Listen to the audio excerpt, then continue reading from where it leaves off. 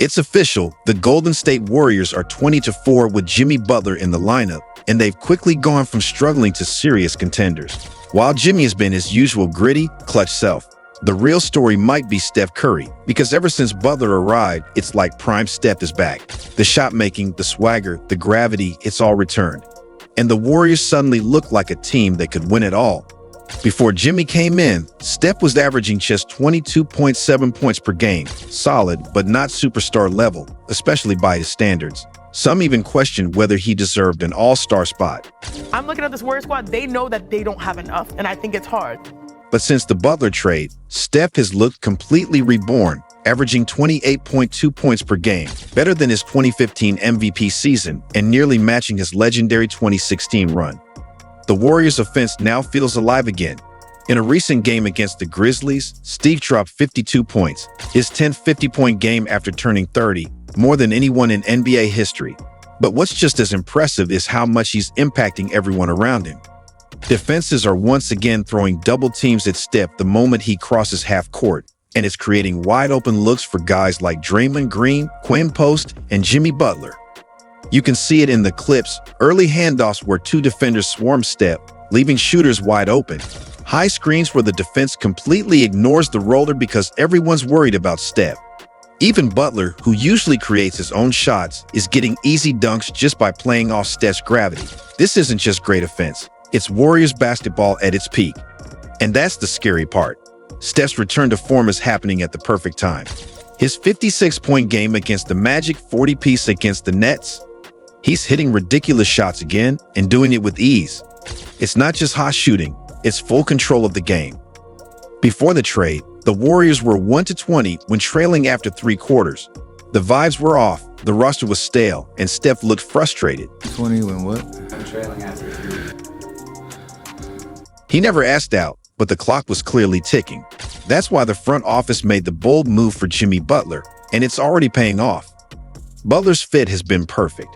He's being called a supercharged version of Andre Iguodala, which makes sense given his two-way impact. He defends, plays smart, and doesn't need the ball to make plays. Add in young talents like Brandon Podziemski and Jonathan Kuminga, plus a locked-in Draymond Green, and suddenly this Warriors team feels deep, experienced, and dangerous. The West is full of young talent, OKC, Minnesota, Sacramento, but none of those teams have the championship pedigree that Golden State does. And if Steph keeps playing like this, they just might get their 5th ring of the Curry era. The 2025 NBA playoffs are here, and once again, the Golden State Warriors are making noise. In the second round, they matched up against the number 2 seed Memphis Grizzlies, a rising team led by superstar Ja Morant. The Grizzlies were hungry, young, and energetic, but Golden State's championship experience was simply too much to handle. Let's talk about Ja Morant for a second. Through the first 3 games of the series, he was sensational, averaging 38.3 points and 8.3 assists per game, almost single-handedly keeping Memphis in the fight. Still, despite his brilliance, the Warriors held a 2-1 lead after those games.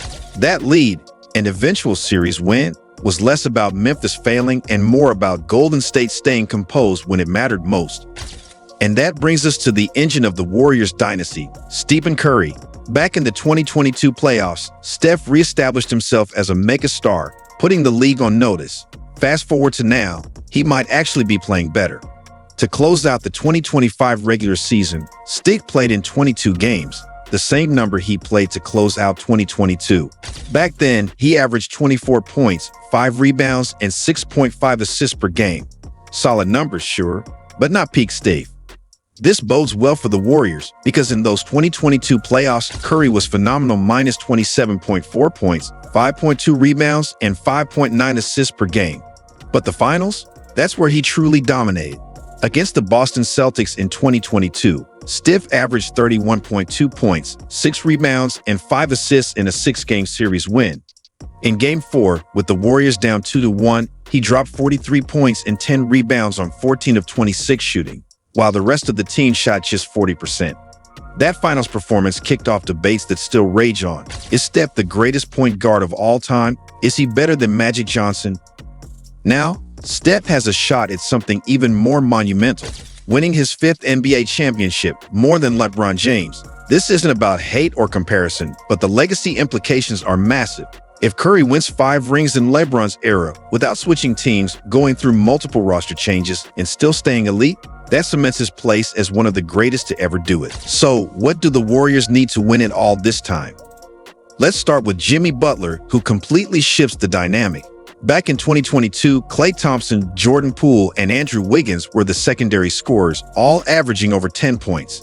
Now, Klay isn't the same, Poole is gone, and Wiggins has been inconsistent. Enter Jimmy.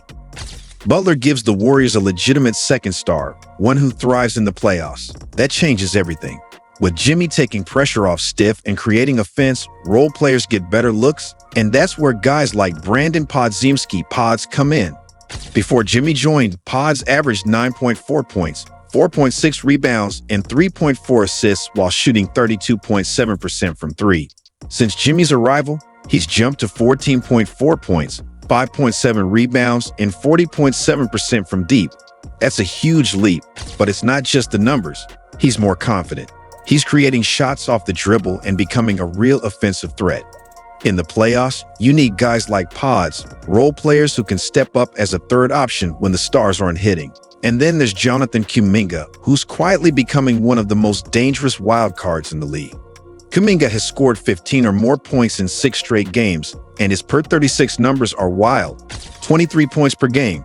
When he gets minutes, he delivers. If Kuminga can continue this in the postseason, Golden State has yet another weapon. And don't sleep on the depth. Between Buddy Hield, Moses Moody, and even Quinn Post, the Warriors have scoring options. But scoring alone doesn't win championships. You need defense, leadership, and playoff toughness. That's where Draymond Green comes in. Yes, he's controversial. Yes, a lot of fans can't stand him. But Draymond is the X factor for Golden State. His defense and basketball IQ are elite. He changes games. Just recently, against the Lakers, he sealed a win with defense and set up Curry in transition. Classic Draymond. Back in 2022, he played 32% of his playoff minutes at center, and despite being undersized, he was a defensive anchor. The Warriors didn't have a true big man, but they didn't need one. Draymond held it down. Now in 2025, he's once again in the Defensive Player of the Year conversation, and deservedly so. Add in Jimmy Butler's perimeter defense, and this team is ready to grind games out. Let's also consider the landscape. The Oklahoma City Thunder have been incredible this season, but they're still young and unproven in the playoffs. History shows that experienced, battle-tested teams often take down flashy newcomers in the postseason, and no team has more playoff experience than Golden State. They've been here. They've won with different lineups, and with Steph playing at a historically high level, a healthy and locked-in Jimmy Butler, Pods, and Kuminga rising, and Draymond anchoring the defense, this team can absolutely win it all. And if Steph does win that 5th ring, the conversation about his legacy won't just be about point guards. It'll be about whether he's a top 5 player of all time. So what do you think? Can Golden State do it again? Is this the year Steph surpasses LeBron in rings and puts the final stamp on one of the greatest careers in NBA history? Let me know in the comments. And as always, thanks for watching. If you enjoyed the breakdown, hit that subscribe button, turn on those post notifications, and stay tuned for more content. If you're already part of the community, thank you. You're the real MVP. And as always, have an awesome day.